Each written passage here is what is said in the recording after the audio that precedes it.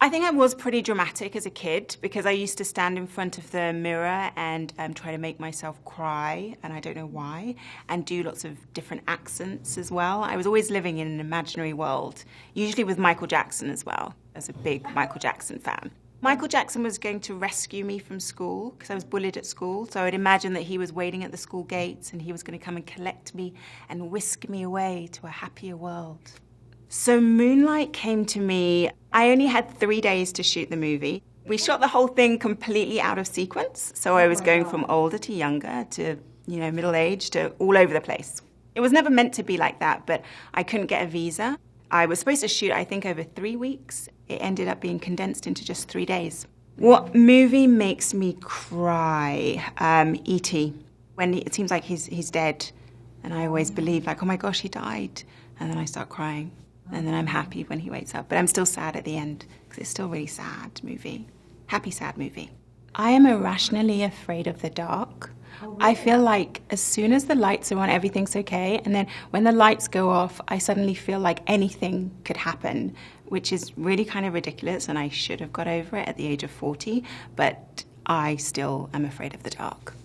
You can't really sleep with a nightlight on. Well, I can't anyway. But I do, like in the middle of the night when I wake up and it's dark, I have to switch the light on.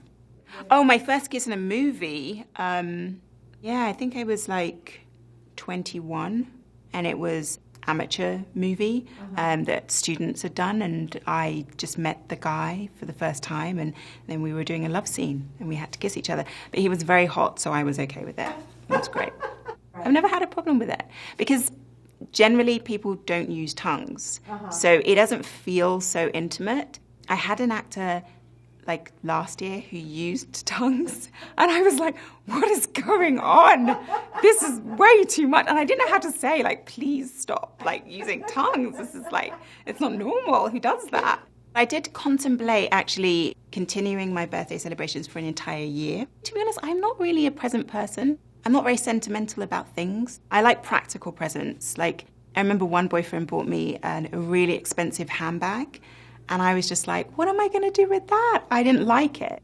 I just thought, if I like a handbag, I'll buy it myself. I want the handbag I buy. And then my best friend bought me a Hoover, and I thought, that is a brilliant present. A Hoover, a vacuum cleaner. But I'm like super practical. I like practical things, right? You're not always going to use a handbag.